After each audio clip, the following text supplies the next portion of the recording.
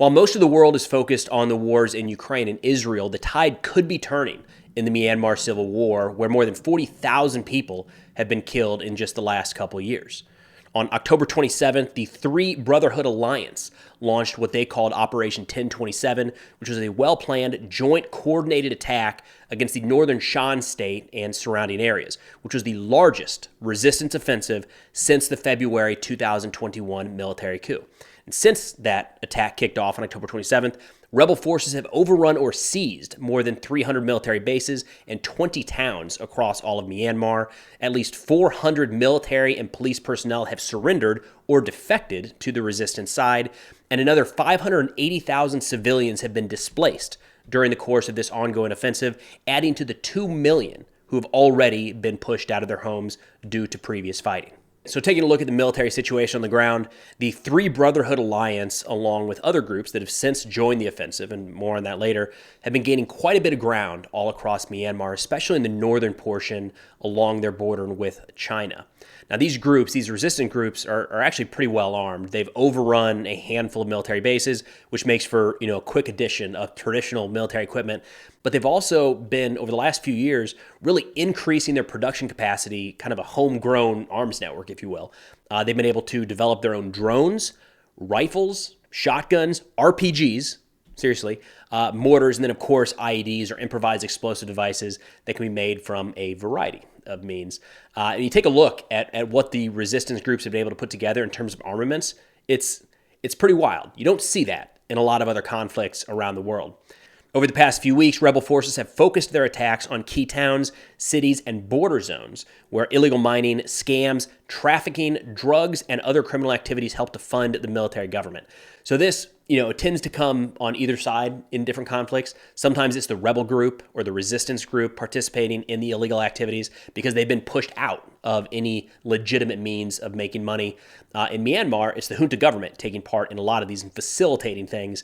There's a lot of drugs, a lot of human trafficking run through Myanmar. So what the resistance groups are trying to do here is to shut down the junta's ability to or shut down one of their profit centers, essentially. An advantage the rebels have right now is forcing the regime to fight on multiple fronts. And in response to that, the regime has been intensifying their air campaign, launching pretty indiscriminate bombing attacks against really any area of the country where they've started to lose territory. Additionally, the regime has intensified its scorched earth tactics, or what they call their four cuts doctrine, which aims to cut food, funds, information, and recruits to rebel groups, kind of starve them out in a couple different ways. This has included, over the course of the last couple months, clearance operations that have involved arson, executions, and a litany of reported war crimes and human rights abuses. So stepping back and taking a look at the parties involved, we have the Myanmar junta regime, who took power over the country after a military coup in 2021.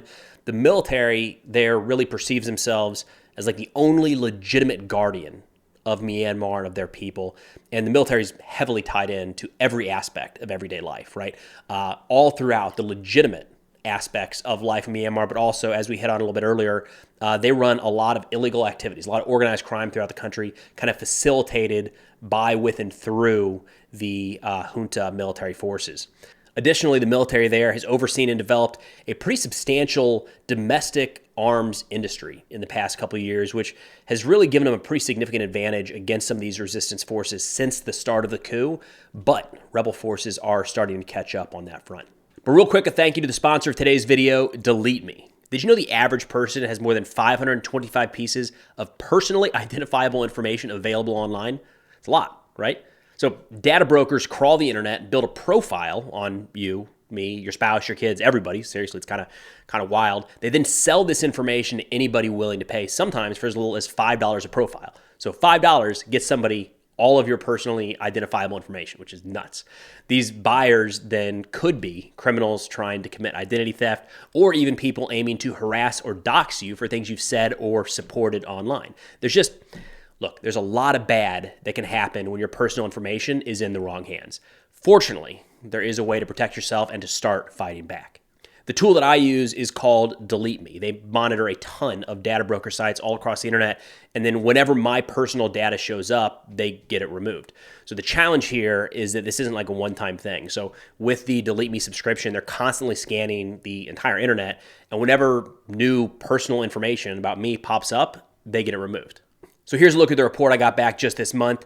DeleteMe reviewed nearly 5,000 listings, removed 44 of them across 40 different data brokers that included 195 total pieces of personally identifiable information.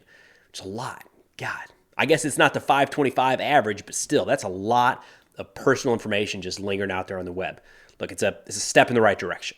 So check out the link in the description to start protecting yourself and your family with DeleteMe, and use code Preston for 20% off all consumer plans. Then looking at the resistance groups, it's messy, it's fractured, it's kind of how resistance organizations tend to operate. The big one here is we have the Three Brotherhood Alliance. This group was formed in 2019 with a political goal of removing the military dictatorship. And a Three Brotherhood Alliance is made up of three major groups. So the first one, we've got the Arakan Army, which was formed in 2009. That represents the Arakan ethnic group in the Rakhine state in Myanmar. You've got the Taung National Liberation Army, also formed in 2009, which represents the Taung ethnic minority group in the Shan state. And then the Myanmar National Democratic Alliance Army. This was formed a little while earlier in 1989, and that represents the Kakang ethnicity, which identifies pretty closely with the Han Chinese. And there have been, over the past few years, quite a few links to China, which are supposedly have provided weapons and material support at times to some of these resistance groups. Those three groups, and quite a bit more, can kind of be rolled under something referred to as the Ethnic Armed Organizations, or EAOs. So kind of, in a sense, militias that are created along ethnic lines, I think is the best way to put that. Overall, there's roughly 150,000 EAO troops all across Myanmar that can be divided into about 4 groups in terms of how they sit in the current war. So first, you have those that actively join the resistance against the coup and are actively fighting against the junta government.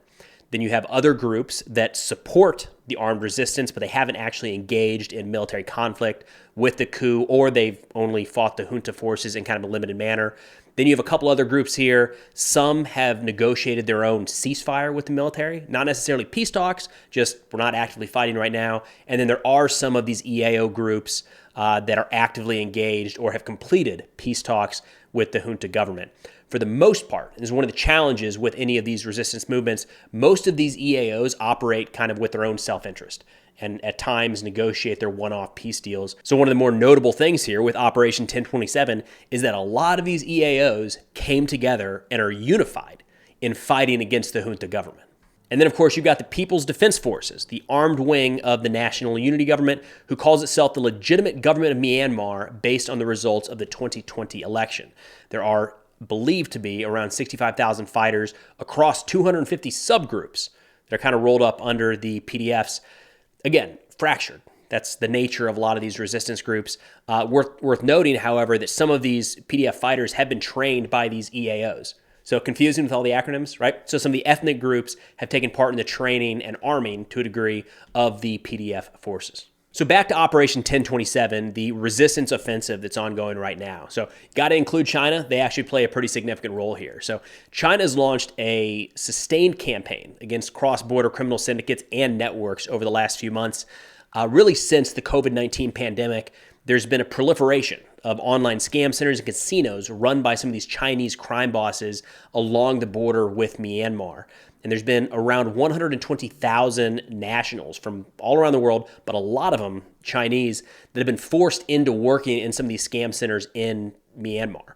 And China, as of late, has been increasingly frustrated with the junta's lack of ability or their resolve to target some of these criminal elements that are themselves targeting and preying upon some of these Chinese citizens. So the Three Brotherhood Alliance sensed an opportunity. They released a statement that they would combat the widespread gambling fraud along the Chinese border, and they launched Operation 1027 the very next day.